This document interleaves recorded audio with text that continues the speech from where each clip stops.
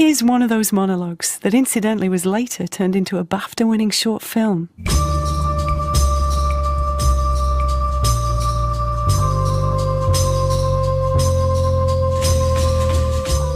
Rothko woofed. He was sitting in the armchair again. Occasionally he looked at the telly. Mostly he was looking at me looking at the telly. Rothko didn't want me there in Imogen's house that I was supposed to be looking after. I looked at him now, a big Irish wolfhound, deep dark eyes. In one I could see Imogen telling me to take him for walks, but not to let him off the lead as he hadn't been squirrel trained. And in the other I saw me, saying yes, and don't lose the keys like you did last time, you worthless little prick. God, your mother hates you. My brother was there over my shoulder for that bit. I double-locked the front door and looked at the keys. What shall we do with these? I said to Rothko. He looked quizzical. Probably better to leave them safe in there, isn't it? I said, and posted them back through the door. Now don't lose the dog.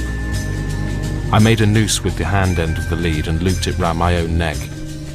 I had to stoop slightly, but I figured the knob of my head would stop us ever becoming separated. So we clattered to the park, Rothko galloping ahead, me stumbling behind like a bear running too fast down a hill. 20 yards into the park, Rothko glimpsed the duck pond and bolted. I landed in the shallows as Rothko closed his jaws on the nearest mallard. He shook his head violently so its quacks were broken like the honks of a goose in a cement mixer. A little girl was crying, "Help the ducky." I dripped stupidly. The girl's dad grabbed the duck and slapped at the dog's nose, whimpering, "Stop it, and this is appalling." He was clearly the sort of sensitive man that Rothko had no respect for. They separated with a splash, and so did the duck. The man stared dumbly at the legs in his hand, and suddenly everyone was screaming RSPCA at me. The lead snapped tight around my neck as Rothko dodged a blow, and the world became purple and banging. Through the rumble, I could hear my own strangled peanut of a voice screeching, "No, no, please, it's the dog, and it's not mine, it's Imogen Edwards's." Rothko turned to me with curled lips. "Imogen's not going to be happy with you at all," he said. Before I had time to gawp, he flew past me towards the park gate. "Leg it, you fat fuck," he laughed. I followed in an anoxic blaze. People were running after us. A bus was pulling off 20 yards from the gate. I overtook the dog and launched us into the old lady's please section. He leapt onto the seat beside me. "What the fuck is this?" he said. "I only go in taxis. You can't expect me to look after your legal case in these conditions." "Legal case?" I said. He eyed me directly. "Just think about all the things that you've been doing wrong. Someone's got to defend them." A tiny electric fugue of panic. I began to recall the time when I was 7 and a gerbil had started swearing at me. Amongst other things, it had told me that my dad was having an affair. I had told my mum, and soon afterwards the family had split up. "Are you the gerbil?" I said. "Now you're losing it," he replied.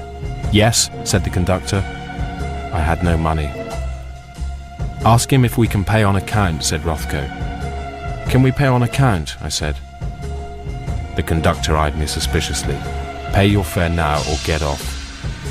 "Tell him you'll only pay if he can prove you will definitely get to the next stop," suggested the dog. I did. The conductor looked at me as if his mother had just walked out of my nose. "Tell him I'm a lawyer," the dog said. I knew I shouldn't, but I did that too. At the next stop, we were shown the pavement. I looked at Rothko. "Why are you talking?" I said. "Dogs don't talk." "So why are you asking me?" he replied. "Don't try to be clever," I said. "No, I am being clever." "Well, that's ridiculous," I said, "because you're only a dog." "Well, if I am only a dog, then you should be able to answer my question easily." I know about panic attacks. I know I have to find something very mundane and ordinary to do to talk myself down. "Have some tea," said the dog. I know that, I said. The cafe was full of people smoking and eating bacon and eggs. The dog sat down next to me. He turned to me and said, "I want a full English breakfast." "Stop freaking me out," I muttered. His lip curled with disdain. "Get me some fucking breakfast, pickle pants." Then a new voice. "Get that dog off my seat." The cafe lady was angry. "Tell that fat cow I sit in a seat every day of my life and I'm not shifting now," said the dog. "Are you going to get him off?" asked the woman more angrily. "I'm very sorry," I said. "He says he's my lawyer, but I'm still not sure. However, I don't want to risk throwing my lawyer onto the floor, bearing in mind the number of things I've done wrong." She glowered. I felt a situation happening, but I didn't know where it was coming from. Are you angry with me because he just called you a fat cow?" I said. In the street, Rothko called me a hapless tit. He told me he had an empty stomach and was now unlikely to get a single detail of my case correct. I said I didn't care because since I'd known he was my lawyer, things had only got worse. Our bickering turned to swearing as we levelled with the church gate. A family was getting out of a car. Rothko cheered up when he saw this. "That little girl has got a snotty hanky in her pocket," he said, and tugged me towards her. Why couldn't I control anything? The little girl squeaked with delight as Rothko stuck his nose in her pocket. Her mother patted him on the head and asked me how old he was. The dog said he was 5. "He says he's 5, but in fact he's 7, I said. The mother looked at me and decided I was joking. Rothko rooted for the hanky, but the pocket was small. "Sorry about him," I said. "He's not a very good dog, but he's an even worse lawyer." The father smiled politely and urged them towards the church. "Leave them now," I said. The little girl turned back. Rothko made to follow. "Look, if you don't stop this now, you're fired," I shouted. The family were looking at me now. I knew it was bad for people to see me threatening to sack a dog, so I repeated myself, but this time in dog language. The father shook his head sadly and whisked his family inside. It was a christening. The tissue girl and her parents had joined the others round the font. A priest was holding a baby over the water, and the baby was shrieking like ripping metal. "I can do that," said Rothko, and began to howl idiotically. "Shh," I said, and tried to hide it with a cough. "Is there a problem back there?" asked the priest. A fat drumming now in my skull cheeks. "You're ruining this christening," I said. "It's not me, it's you," said the dog. "What? Well, I only came in here so you could seek forgiveness from God." "What for?" "For what you're about to do," said the dog, and looked me straight in the eye. I felt sick as diesel. "Is something wrong?" said the priest. "Say there is," said the dog. "There is," I mumbled. All eyes turned to me. "What?" Hot iron in my nose. "Look at the baby," said the dog. I looked at the baby. Its head swiveled towards me. Then it screamed. "Tell them my mother is a whore and the priest fiddles with children." "Oh, now look what you've done," I said to the dog. "I've seen his note," said the dog. "It's true, you must tell them." "What's the problem?" said the priest. Ball lightning in my stomach. The baby still staring at me. "Go on." "You rummaged the kid's pants and she receives the cocks of paying men." The priest's mouth fell open. The baby said, "Sucker." Its father started towards me. "The baby told me," I stammered. Rothko lurched towards the little girl who was waving her tissue. The baby's father grabbed me by the neck. The dog leapt. The girl's mother plucked her from the floor and the dog clattered into the priest, knocking the baby from his hands. The baby's mother screamed. The father released my neck and spun towards his wife. I looked at the dog. "Ha ha, you're doing all this," he laughed and grabbed the tissue from the girl's hand. The baby was still in the air. I looked at the dog again. "What the fuck do I do now?" "Don't ask me, I'm only a dog," said the dog, and pelted down the nave, through the porch, down the path and straight into the road, where he slapped into a van, staggered around and fell over. Manic birdsong. I dropped to my knees in the road. Blood oozed from his mouth. "I can't defend you now, you know," he said. Sparrows singing the Dies Irae. "Could you recommend someone?" I asked. "Try the baby." "Really?" "Oh yes," he said, and smiled. Then he went quite quiet and still. I managed to crawl back to Imogen's house. The baby had not been much use, but its father had given some advice to the soft tissues in my face and groin. I lay outside her front door and wondered what to do. "The best thing will be to write a note," I said to myself. "I'll write a note and explain everything." My note said, "Thanks for Imogen. Sorry about the dog.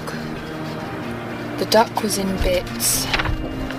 The thing was talking as well, but told me not to say, but I followed it. The cars did it. The keys are in the wrong half. I went away. It's all right, please. Rothko? Rothko? Rothko!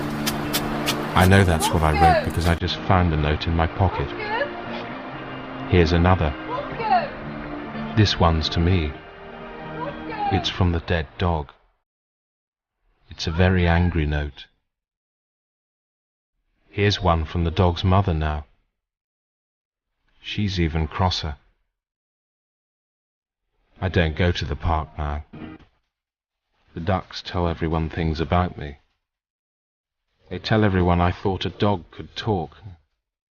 Shut up, I said when they did, but they didn't. And I hate them now. The ducks.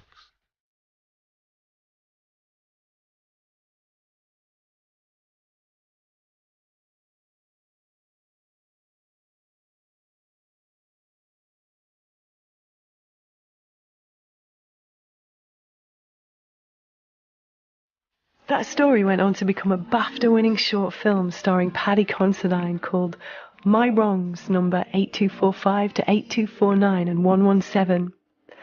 Blue Jam is characterised by its weirdness, but as Adrian Sutton explains, it was important to have a degree of familiarity too. If you can put into it elements that are recognisable, but recognisable in a sort of, if you're viewing them through some kind of dirty window or through a kind of lens or kaleidoscope in which elements of the music are kind of recognisable, and you're sure you've heard X or Y. You've heard that somewhere, but you can't quite identify from where. That's what draws you in. It's like a juxtaposition of the familiar and the alien. That's what makes it such a rich experience.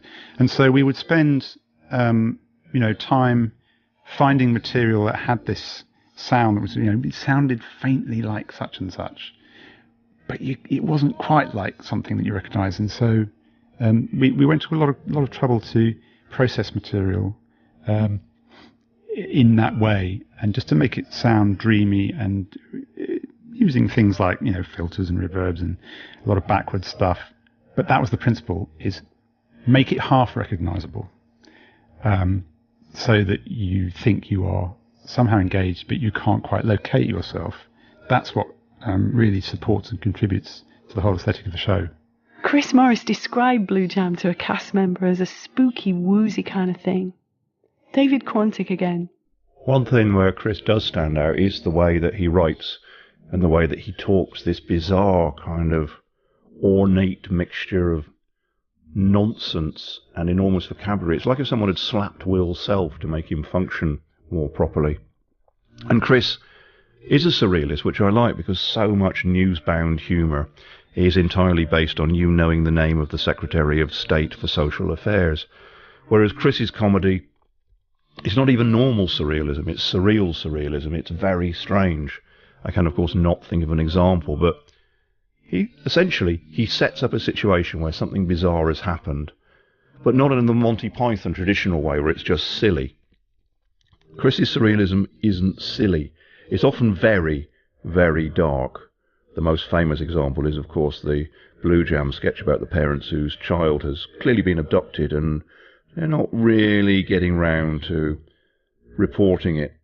And that's daft and silly, but because it's about the abduction of a child, is a bit different to Four Yorkshiremen or the Gumbies, say. The lead as he hadn't been squirrel trained. And in the other I saw me, saying, "Yes, and don't lose the keys like you did last time, you worthless little prick. God, your mother hates you." My brother was there over my shoulder for that bit. I double-locked the front door and looked at the keys. "What shall we do with these?" I said to Rothko. Mostly, he was looking at me, looking at the telly. Rothko didn't want me there. There in Imogen's house that I was supposed to be looking after. I looked at him now. A big Irish wolfhound. Deep, dark eyes. In one I could see Imogen telling me to take him for walks, but not to let him off the... So we clattered to the park. Rothko galloping ahead, me stumbling behind like a bear running too fast down a hill. 20 yards into the park, Rothko glimpsed the duck pond and bolted. I landed in the shallows as Rothko closed his jaws on the nearest mallard. He shook his head violently so its quacks were broken. He looked quizzical. "Probably better to leave them safe in there, isn't it?" I said, and posted them back through the door. "Now don't lose the dog." I made a noose with the hand end of the lead and looped it round my own neck. I had to stoop slightly, but I figured the knob of my head would stop us ever becoming separated. Here's one of those monologues that incidentally was later turned into a BAFTA-winning short film.